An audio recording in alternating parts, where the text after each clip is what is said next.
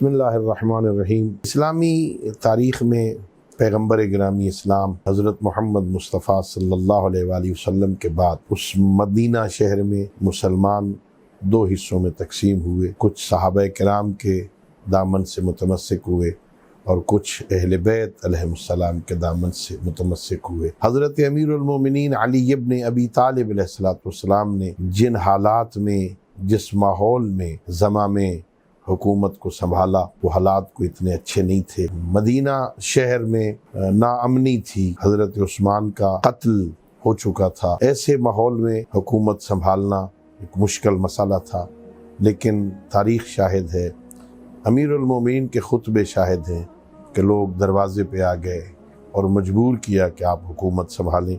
اگر حکومت آپ نہیں سنبھالیں گے تو ہم خدا کی بارگاہ میں شکایت کریں گے کہ ہم گئے تھے مگر امیر المومنین نے، علی ابن ابی طالب علیہ السلام نے ہماری ہدایت اور ہماری امارت کو قبول نہ کیا۔ تو آپ نے فرمایا جب یہ حجت قائم ہو گئی ہے تو اب مجبوری ہے، اور آپ نے بیعت لی۔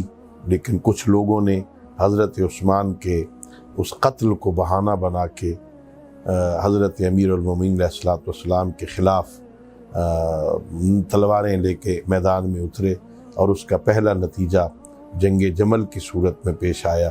جنگ جمل میں بہت بڑی جنگ ہوئی اور بڑے بڑے لوگ مارے گئے۔ حضرت امیر المومنین علیہ السلام نے جنگ جمل کو فتح کیا، اور وہاں پر بھی روایتیں ہیں کہ لوگوں نے جب آپ کے پیچھے نماز پڑھی تو بعض نے کہا کہ آپ نے تو پیغمبر کی نماز یاد کروا دی ہے۔ جنگ جمل کے بعد امیر المومنین علیہ السلام پھر مدینے نہیں گئے اور کوفہ تشریف لے آئے۔ جنگ جمل میں ایک بہت بات، جب آپ تیار ہو رہے تھے میدان میں جانے کے لیے تو ایک شخص آ کے کہتا ہے میں آپ سے کچھ سوال کرنا چاہتا ہوں۔ کچھ لوگوں نے روکا کہ سوال کا یہ وقت نہیں ہے۔ آپ نے فرمایا نہیں سوال کرنے دو۔ تو اس نے اللہ کے وجود کے بارے میں سوال کرنا شروع کر دیا۔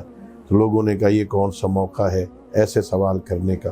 تو امیر المومنین نے فرمایا ایسے نہ منع کرو، میں اسی اللہ رب العزت کی توحید اور اس کی نظریہ توحید کی بقا کے لیے ہی تو جنگ لڑ رہا ہوں، میں اسی لیے تو میدان میں اترا ہوں۔ تو اس دین مبین اسلام کی بقا میں حضرت امیر المومنین اور اولاد ابو طالب علیہ السلام کا بڑا کردار ہے۔ بس یہی کہا کسی شاعر نے کہ اسلام کے دامن میں بس دو ہی تو چیزیں ہیں، ایک ضرب ید اللہ ہی، ایک سجدہ شبیر۔